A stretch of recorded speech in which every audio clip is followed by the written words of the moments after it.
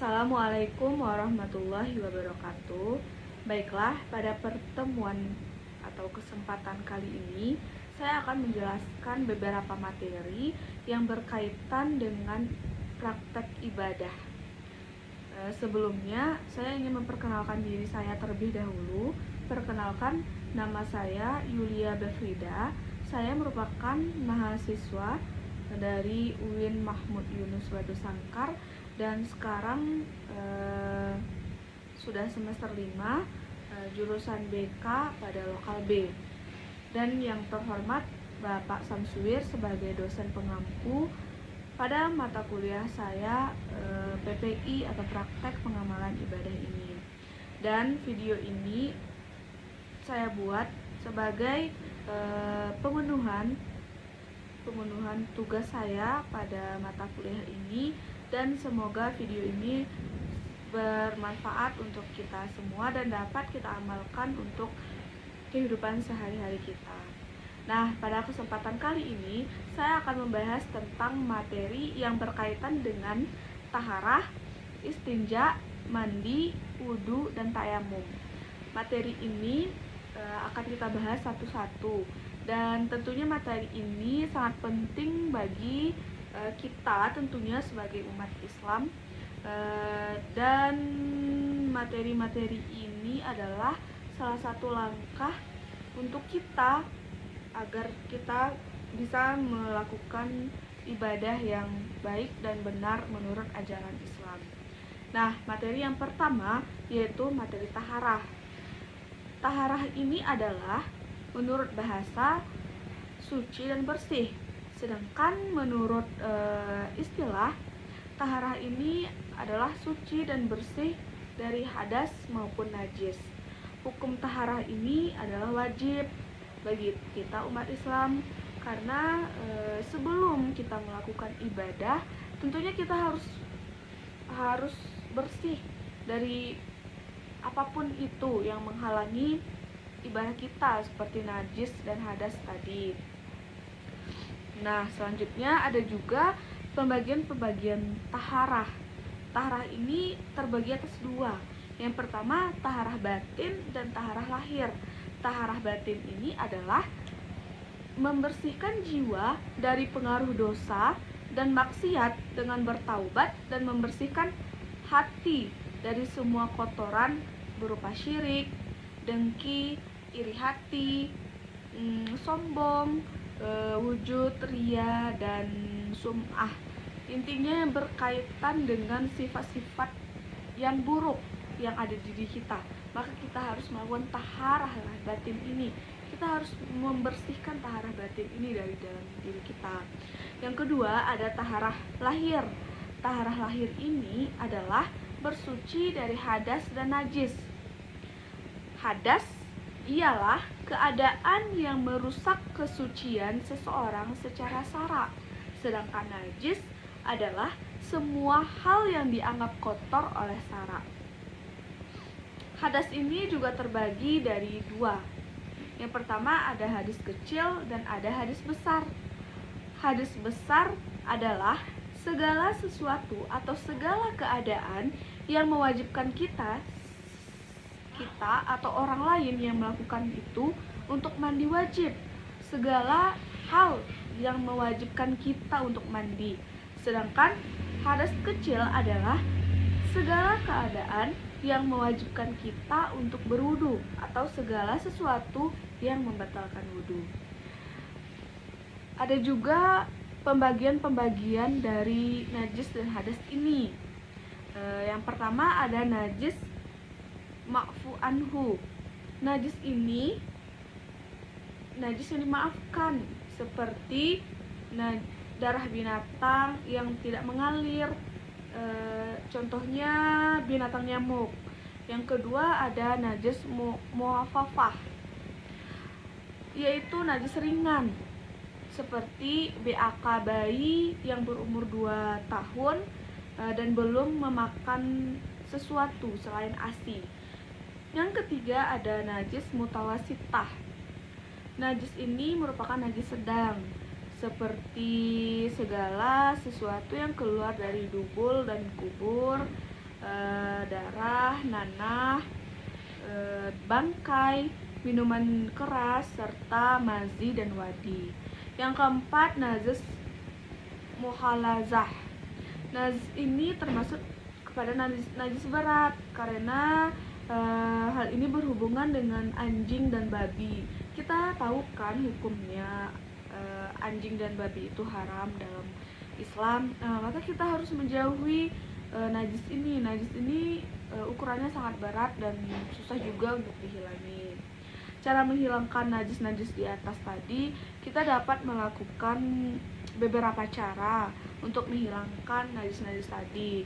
Yang najis mukhalazah atau najis berat tadi, kita bisa menghilangkannya dengan membasuh 7 kali, salah satunya dengan air atau dengan air yang bercampur dengan tanah.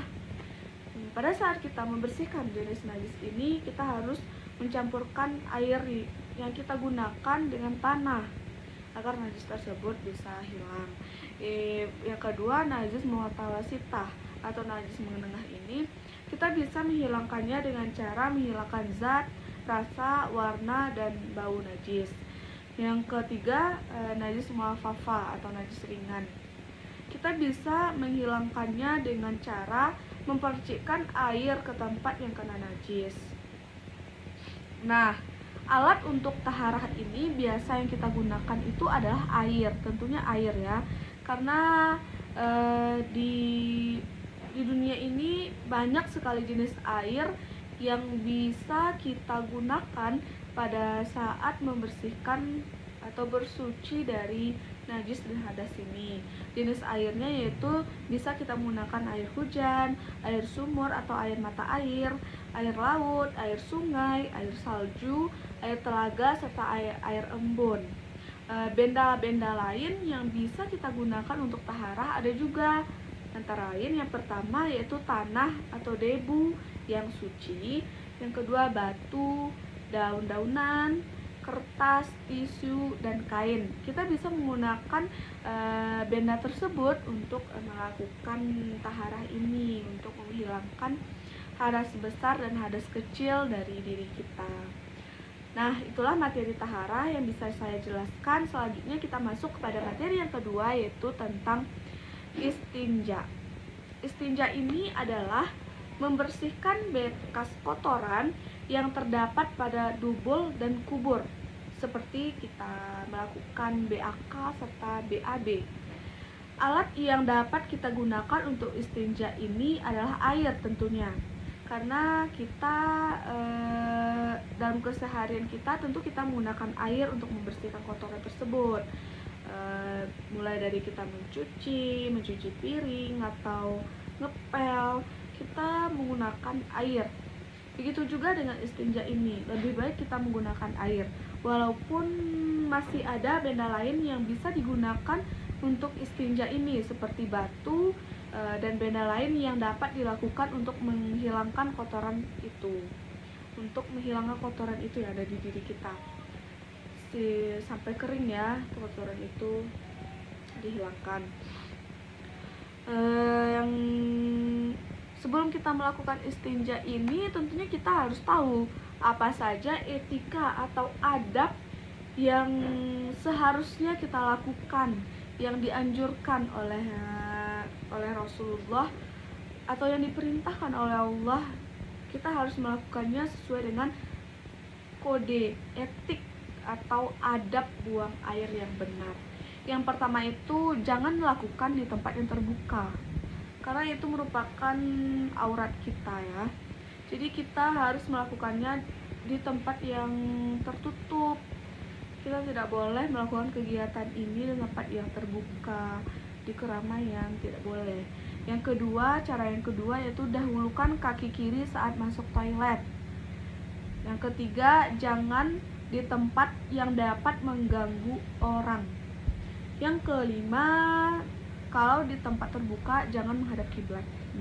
Bisa juga di tempat terbuka, tapi sangat disarankan untuk melakukan hal ini itu di tempat tertutup supaya aurat kita tidak terlihat oleh orang lain. Yang keenam itu, jangan membawa ayat Al-Quran.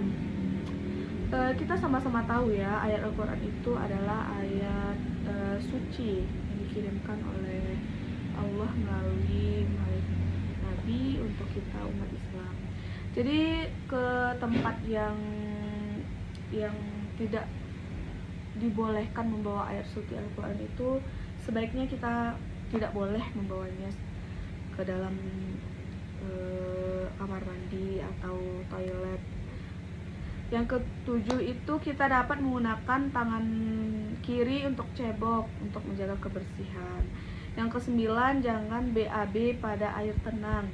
Yang kesepuluh, hendaknya berdoa ketika masuk dan keluar dari kamar mandi atau toilet.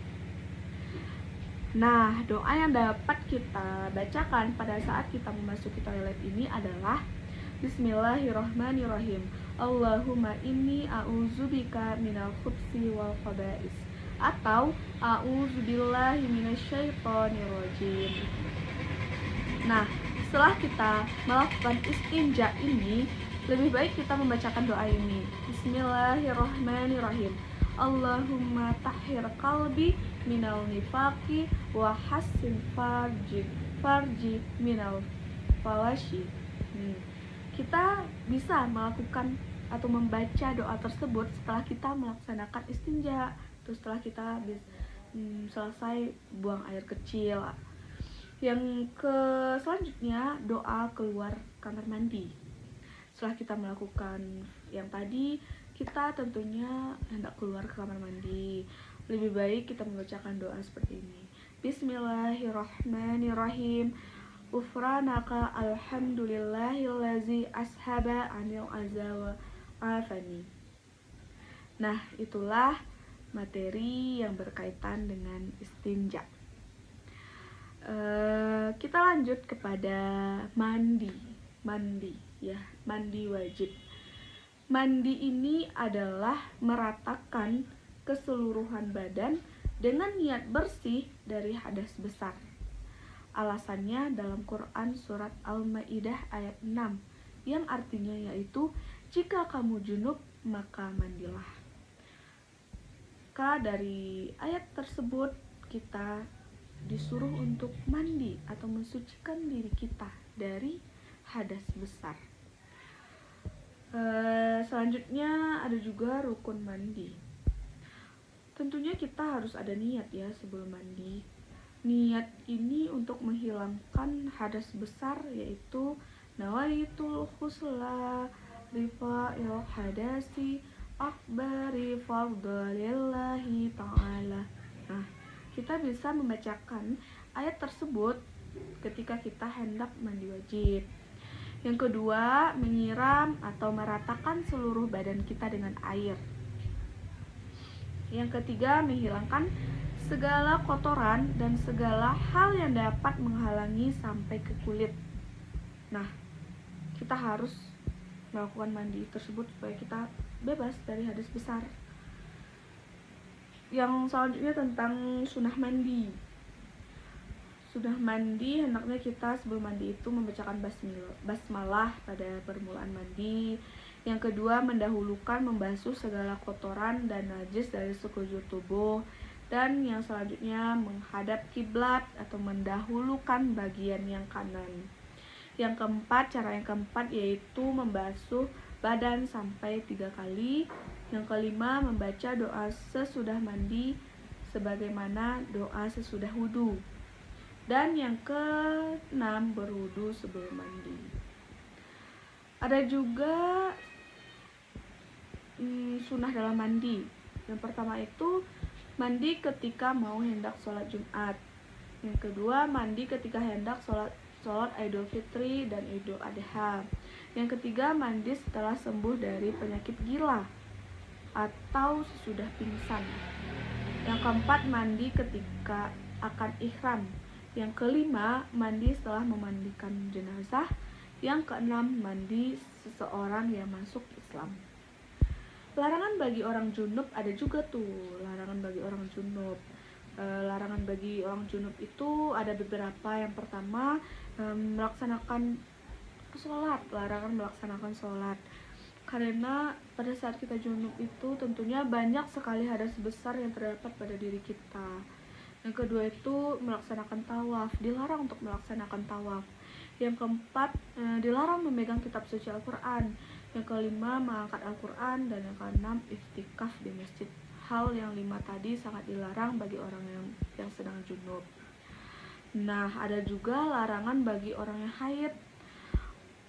Larangan bagi orang yang haid antara lain yang pertama yaitu melakukan kegiatan yang dilarang bagi orang junub. Berarti kegiatan yang tadi dilarang ya bagi orang yang haid. Yang kedua, bergaul suami istri. Nah, setelah kita tidak mungkin kan kita melaksanakan pergaulan suami istri ketika istrinya lagi haid. Itu salah satu hal yang dilarang oleh agama kita. Yang keempat, dilarang juga untuk berpuasa, baik sunat maupun puasa wajib. Dan yang terakhir, dilarang dijatuhkan talak oleh suaminya, tidak boleh. Kalau ingin menalak istri, jangan pada saat dia haid. Seperti yang kita ketahui, bercerai itu tidak baik untuk agama kita, maka sebaiknya kita hindari perlakuan itu. Nah, selanjutnya kita masuk kepada materi wudhu. Wudhu ini adalah salah satu kegiatan yang rutin kita lakukan sebelum kita melaksanakan sholat. Tentunya kita harus melaksanakan atau berwudhu dengan baik dan benar supaya sholat kita diterima oleh Allah. Jangan pada saat kita berwudhu ini, jangan kita sembarangan berwudhu atau asal siap berwudhu saja, tidak boleh seperti itu. Ada juga banyak syarat rukun wudhu yang harus kita lakukan sebelum kita melaksanakan wudhu dengan baik dan benar ini.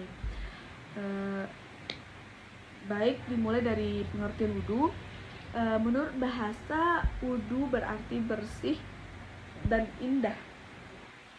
Sedangkan menurut istilah syara, wudhu berarti membersihkan beberapa anggota wudhu dari hadas kecil sesuai dengan ketentuan yang telah ditetapkan dalam syara. Wudhu ini salah satu syarat syahnya sholat.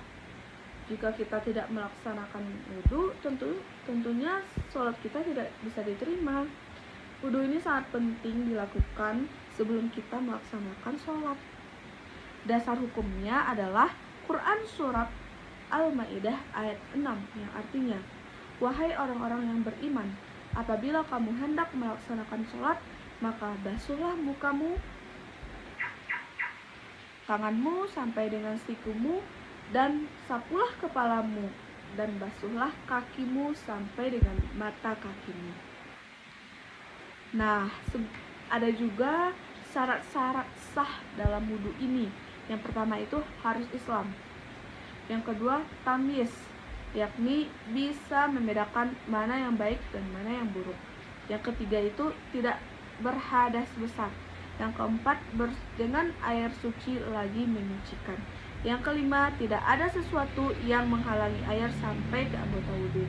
Dan yang keenam, mengetahui mana yang wajib dan mana yang sunnah.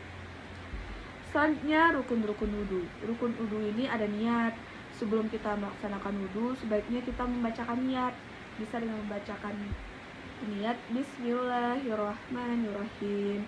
Nawaitu wudu'a li raf'il hadasi afwari fardhon lillahi ta'ala. Yang artinya, aku berniat wudhu untuk menghilangkan hadas kecil dan hadas besar fardu karena Allah. Yang kedua, rukun wudhunya yaitu membasuh seluruh muka. Membasuh seluruh muka dari tempat tumbuhnya rambut hingga ke bawah dagu, dari telinga kanan hingga telinga kiri. Tidak begini saja, misalnya kita tampung air itu dulu, benar-benar kita menampung air, setelah itu kita usap merata ke seluruh wajah kita. Tidak hanya mengenai bagian yang ini, tapi kita juga mengenakannya di bagian yang satu ini. Kita harus meratakan seluruh air agar wajah kita terkena oleh air tersebut. Maka setelah kita melakukan hal itu sebanyak 3 kali, wudhu kita bisa dikatakan sudah benar. Selanjutnya kita juga membasuh tangan kita. tentunya dari siku yang dianjurkan oleh agama kita, dari siku sampai ke ujung jari kita. Maka kita akan membasuh atau meratakan seluruh air dari siku kita sampai ujung ini dengan merata, baik itu sebelah kiri maupun sebelah kanan sebanyak 3 kali. Yang ketiga mengusap rambut dengan air. Tidak juga keseluruhan rambut, hanya sebagian saja kita mengusap air itu kepada kepala kita. Selanjutnya membasuh telinga. Kata orang juga banyak yang bilang kalau membasuh telinga ini boleh tidak dilakukan, boleh juga dilakukan. Maka sebaiknya kita mana yang nyaman saja. Bisa dilakukan dengan mengusap telinga atau tidak. Yang ketiga membasuh kaki. Membasuh telapak kaki sampai kedua mata kaki. Dan itu dilakukan juga sebanyak 3 kali, dari atas sampai bawah 3 kali. Dan hal ini harus kita lakukan secara tertib, artinya harus secara berurutan. Didahulukan mana yang patut didahulukan dan diterakhirkan mana yang seharusnya di akhir. Ada juga sunah-sunah dalam wudhu ini. Sudah tadi sunah-sunah dalam wudhu. Belum. Sunah-sunah dalam wudhu ini ada beberapa. Yang pertama, kita bisa membacakan basmalah pada permulaan wudhu. Terus membasuh kedua telapak tangan, berkumur-kumur, membasuh lubang hidung, menyapu seluruh kepala. Itu kita sebagai umat Islam itu harus tahu bagaimana cara wudhu yang benar. Wudhu yang benar ini sangat berpengaruh terhadap sholat kita nanti. Kalau kita tidak melakukan wudhu dengan benar,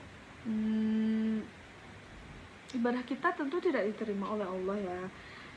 Ya seperti itulah, kita harus melakukan berwudhu dengan baik dan benar. Sebelum berwudhu tentunya kita harus melakukan materi yang di atas tadi. Tidak mungkin kita berwudhu tapi tidak bersuci, itu tidak mungkin. Jadi kita harus bersuci dulu, berwudhu baru melaksanakan sholat. Yang ketiga, ada juga hal-hal yang membatalkan wudhu. Hal-hal yang membatalkan wudhu ini sangat banyak dan kita harus mengetahui apa saja hal-hal yang membatalkan wudhu ini. Yang pertama itu, hal yang bisa membatalkan wudhu kita adalah keluar sesuatu dari dubur dan kubur seperti BAB atau BAK. Yang kedua, tidur nyenyak. Yang ketiga, hilang akal atau pingsan yang disebabkan oleh gila, mabuk, terjatuh, dan lain-lain. Yang keempat itu bersentuhan kulit antara laki-laki dan perempuan yang bukan muhrimnya dengan tidak memakai tutup. Jadi yang bisa disebut muhrim ini adalah keluarga yang tidak boleh dinikahi atau satu darah.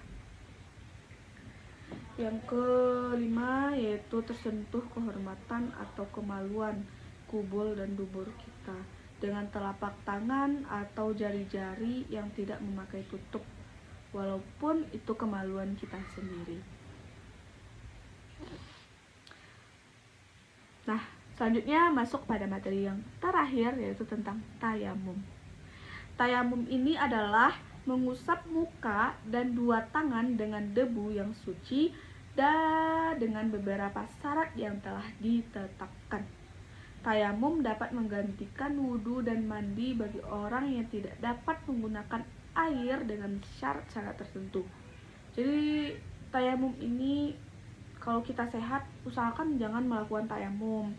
Kalau di tempat kita masih ada air dan keadaan kita juga bisa untuk kena air, sebaiknya kita memakai air untuk mensucikan diri kita.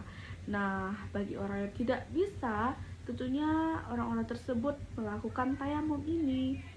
Syarat-syarat tayamum antara lain, yang pertama yaitu ketika tidak ada air dan telah berusaha mencarinya dan tidak menemukannya. Yang kedua, berhalangan menggunakan air, misalnya karena sakit dan apabila menggunakan air akan kambuh sakitnya. Nah, bagi kita yang orang-orang yang sehat, memiliki tubuh yang sehat, kita harus menggunakan air jika bisa. Jangan menggunakan benda-benda lain ketika kita mensucikan diri. Kalau masih bisa, kalau tidak bisa, boleh ditayamumkan. Selanjutnya pelaksanaannya setelah masuk waktu sholat. Yang keempat, dalam perjalanan dan sulit mendapatkan air. Nah, boleh bagi orang yang musafir atau dalam perjalanan yang tidak ada air, boleh melakukan tayamum ini. Misal kita dalam pesawat, dalam perjalanan udara, ketika tidak ada air dan telah masuk sholat wajib, dan kita boleh melaksanakan tayamum ini kalau ada debu.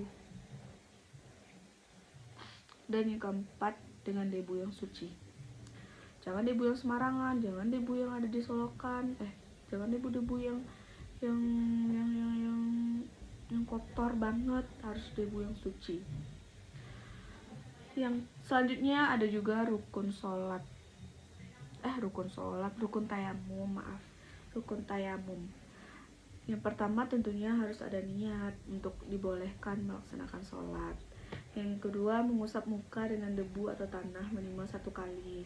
Yang ketiga, mengusap 2 tangan hingga siku. Yang keempat, tertib dan dilakukan secara berturut-turut sesuai rukun yang satu dengan rukun yang berikutnya. Ada juga sunnah tayamum. Yang pertama, membacakan basmalah. Kedua, menipiskan debu. Ketiga, mengusap anggota yang kanan kemudian yang kiri. Yang keempat, mengusap anggota tayamum itu dilakukan secara bersambung tanpa dibatasi oleh kegiatan lain. Setelah kita mengusap wajah kita dengan debu, jangan dibiarkan berjam-jam dulu baru melakukan tangan. Jangan. Kegiatan itu harus dilakukan secara tidak ada batas. Artinya dilakukan secara serempak. Jangan dikasih jeda dulu untuk step berikutnya. Yang terakhir, berdoa setelah tayamum seperti doa setelah wudhu. Ada juga hal-hal yang dapat membatalkan tayamum. Yang pertama, segala yang membatalkan wudhu. Yang kedua, mendapatkan air sebelum sholat kecuali karena sakit. Dan yang ketiga, murtad atau keluar dari agama Islam. Nah, tata cara dalam tayamum ini bisa dilakukan dengan 4 cara. Yang pertama, membaca Bismillahirrahmanirrahim dan diikuti dengan menaruh telapak tangan pada debu dan dilanjutkan dengan melafazkan niat nawaitu tayamuma li istibaiti ishalati dan illahi ta'ala. Artinya, aku bertayamum untuk mendapat mengerjakan sholat fardu karena Allah. Yang cara yang kedua, membasuh muka dengan debu setelah debu ditipiskan sambil memejamkan mata dengan diikuti niat dalam hati. Aku niat bertayamum untuk dapat mengerjakan sholat fardu karena Allah. Cara yang ketiga, dapat menaruh kedua telapak tangan di atas debu dan lagi menipiskannya. Yang keempat, mengusapkan kedua belah tangan sampai siku dengan mendahulukan tangan kanan, kemudian tangan kiri, dilanjutkan dengan membacakan doa. Baiklah Pak, hanya itu yang dapat saya jelaskan tentang materi taharah, istinja, mandi, dan wudu dan tayamum ini. Semoga yang saya jelaskan ini dapat saya terapkan dalam kehidupan pribadi saya dan juga dapat diterapkan oleh pendengar yang mendengarkan atau melihat video saya ini. Terlebih dan terkurang saya mohon maaf. Saya sudahi. Assalamualaikum warahmatullahi wabarakatuh.